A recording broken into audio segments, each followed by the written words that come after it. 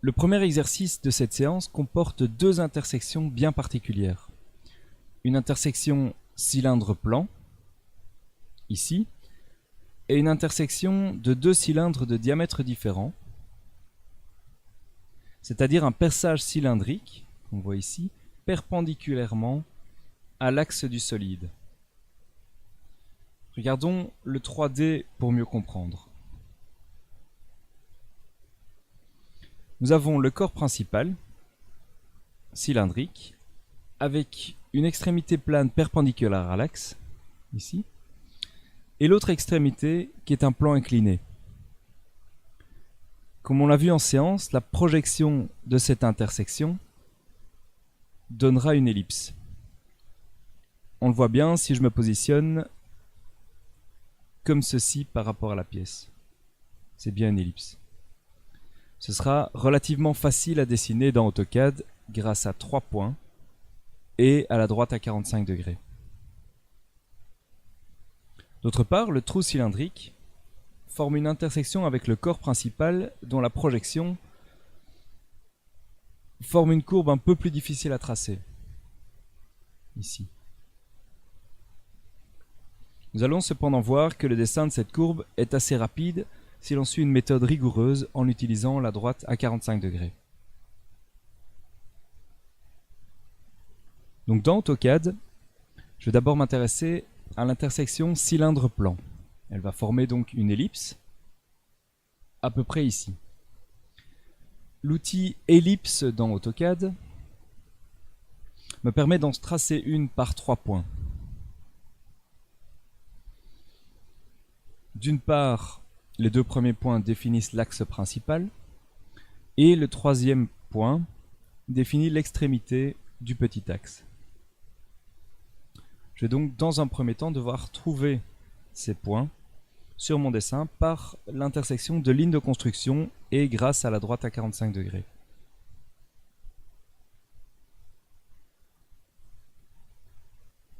Je sais que mon ellipse va s'étendre jusqu'à ce point et ce point correspondant ici à des points qui ne sont pas tracés, et également ce point et ce point qui correspondent à des points ici qui vont être sur l'axe. Je vais donc utiliser des lignes de construction. Je vérifie que les options d'accrochage aux objets sont activées, ainsi que le repérage polaire qui va me permettre de tracer ces lignes de construction. Alors je n'ai besoin ici que de tracer des lignes horizontales et verticales, donc je peux mettre un accrochage polaire par pas de 90 degrés.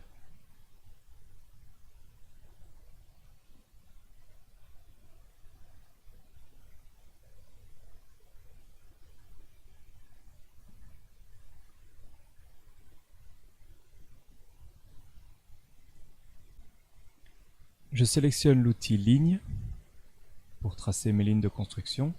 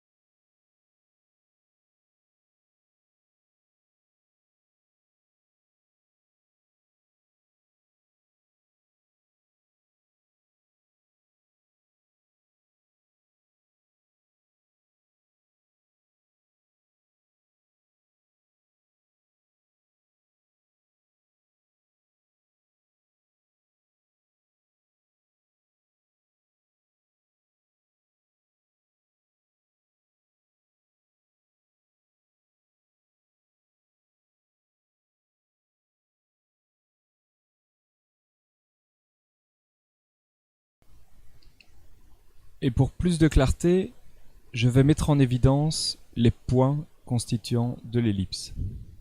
J'utilise l'outil point dans AutoCAD.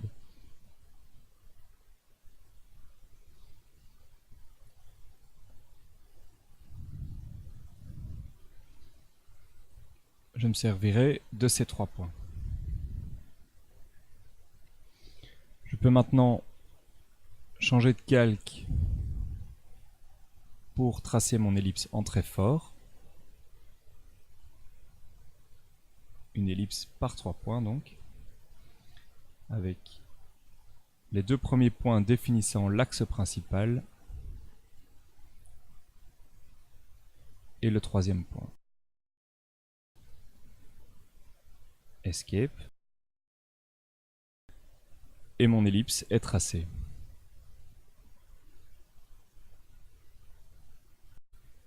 Je m'intéresse maintenant à l'intersection des 2 cylindres.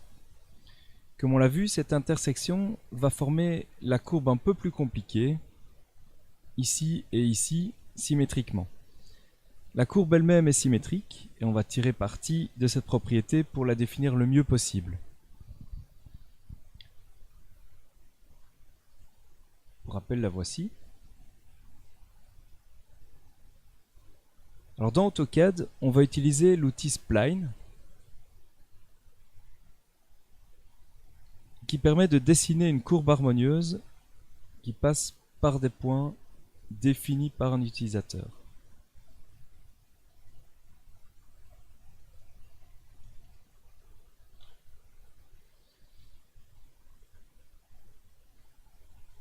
Pour avoir la meilleure courbe possible, idéalement, il faut le plus grand nombre de points possible, pour être précis. On va faire ça intelligemment. On va donc placer, disons, 4 points, d'ici à ici, de plus en plus rapprochés à mesure qu'on se rapproche de l'axe. Je procède donc comme précédemment avec des lignes de construction et avec la droite à 45 degrés pour projeter les points de ma courbe sur la vue de face.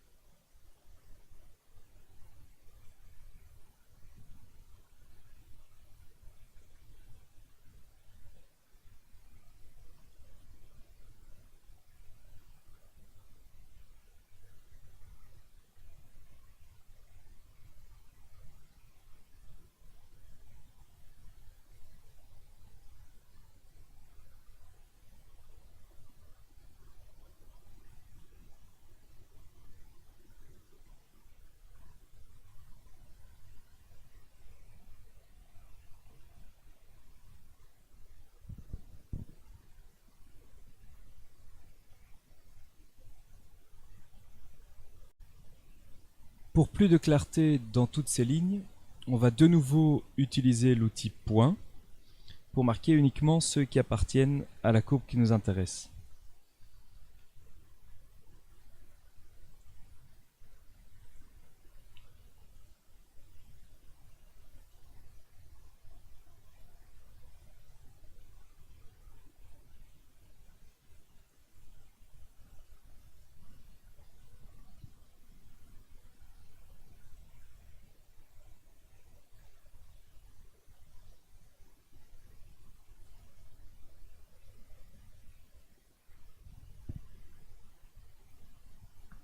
Escape. Une fois que j'ai mes 4 points, je peux utiliser l'outil symétrie, mirror, ici, pour étendre ces points de l'autre côté de l'axe de symétrie. Alors ici, je sélectionne les objets à envoyer, espace, je sélectionne le premier point de l'axe de symétrie et le second point.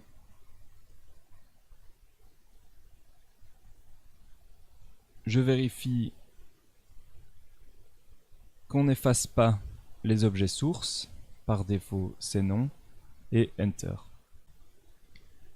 J'ai donc ici 7 points qui définissent des points de passage de ma courbe d'intersection. Je vais donc tracer cette intersection, je me place en très fort, et j'utilise l'outil Spline.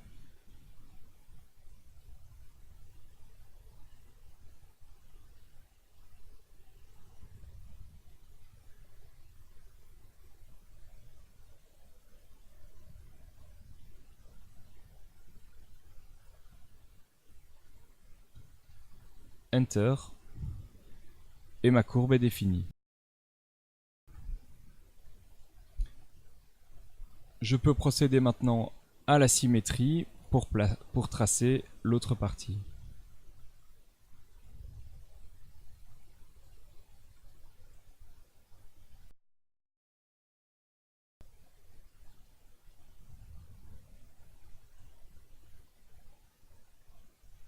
Enter. Il est important de procéder dans l'ordre indiqué ici, au risque, si on produit la symétrie après avoir tracé cette partie-là de la courbe, d'avoir un point anguleux à cet endroit-ci. Et donc on voit qu'avec les bons outils et la bonne méthode, c'est plus simple et plus précis qu'un traçage à la main.